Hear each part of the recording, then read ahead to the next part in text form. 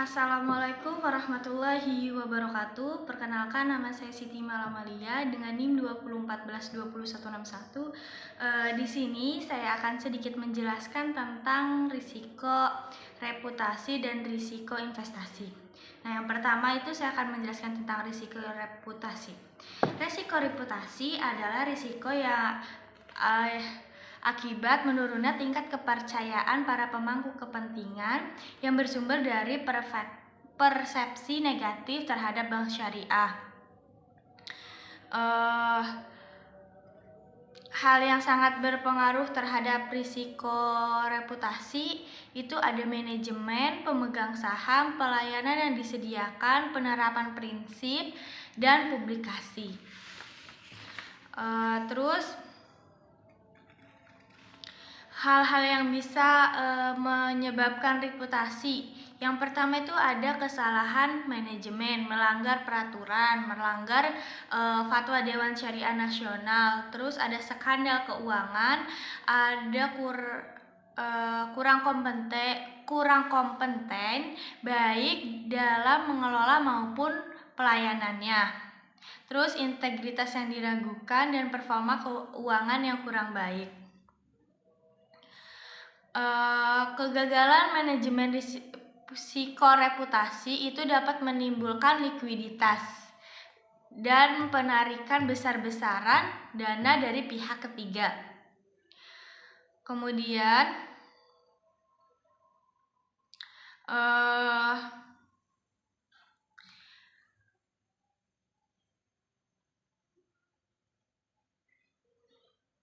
risiko reputasi ini muncul dari berbagai aktivitas. Yang pertama itu ada kejadian-kejadian yang telah merugikan reputasi bank syariah, misalnya pemberitaan negatif di media massa. Dan yang kedua itu ada hal-hal yang dapat menyebabkan risiko reputasi, misalnya kelemahan pada tata kelola.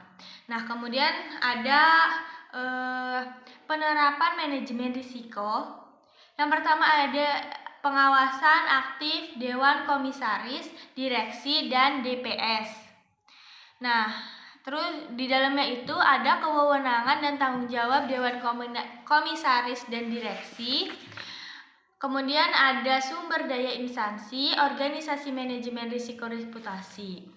Dan yang kedua itu ada kebijakan, prosedur, dan penetapan limit. Yang ketiga ada proses identifikasi, pengukuran, dan pemantauan pengendalian risiko serta SIM reputasi.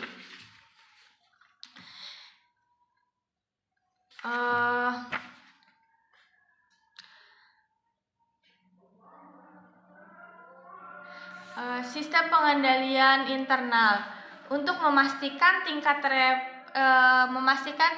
respon bank syariah terhadap pemangku kepentingan. Selanjutnya itu ada manajemen risiko investasi. Nah, manajemen risiko investasi menurut peraturan Bank Indonesia, risiko investasi ekuitas adalah risiko akibat bank ikut serta dalam menanggung kerugian nasabah yang dibiayai dalam pembiayaan bagi hasil berbasis profit and loss sharing. Risiko investasi ini timbul apabila bank memberikan pembiayaan berbasis bagi hasil kepada nasabah di mana bank ikut serta menanggung risiko atas kerugian usaha nasabah yang dibiayai atau disebut dengan profit and loss sharing. Kemudian bank syariah itu memiliki risiko investasi pada dua kontrak. Yang pertama itu ada kontrak mudharabah dan musyarakah. Nah, yang membedakan dari mudharabah dan musyarakah itu terdapat pada isi di dalam kontrak tersebut ya. Kemudian kalau mudharabah itu bank syariah menginvestasikan uang itu sebagai silent partner. Nah, sedangkan dalam musyarakah mitra yang menginvestasikan dananya itu disebut dengan silent partner. Perbedaan mudharabah dan musyarakahnya ini, kalau mudharabah itu kalau usaha nasabah mengalami kerugian, maka bank itu akan menanggung semua kerugian, dan bank tidak bisa mewajibkan nasabah yang dibiayainya itu untuk mengambil tindakan untuk menghasilkan apa yang diinginkan. Nah, sedangkan kalau musyarakah itu jika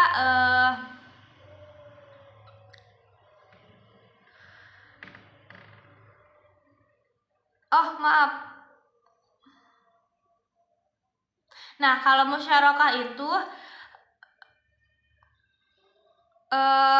di mana pengusaha yang memiliki modal itu dipertaruhkan. Jadi kalau mudharabah itu bank yang berpenanggung jawab, tapi kalau musyarakah itu yang itu dananya juga bertanggung jawab.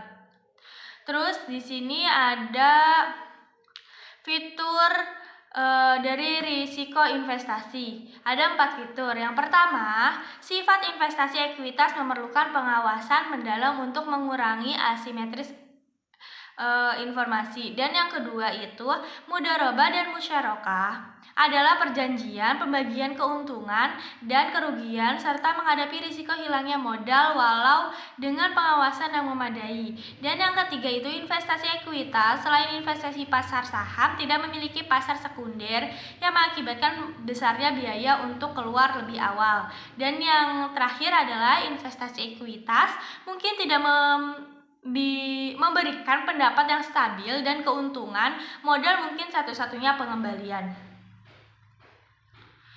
Nah, risiko investasi ini harus memerhatikan mitra, terus jenisnya, aktivitas bisnisnya, serta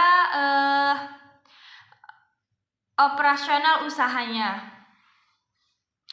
Kemudian ada prinsip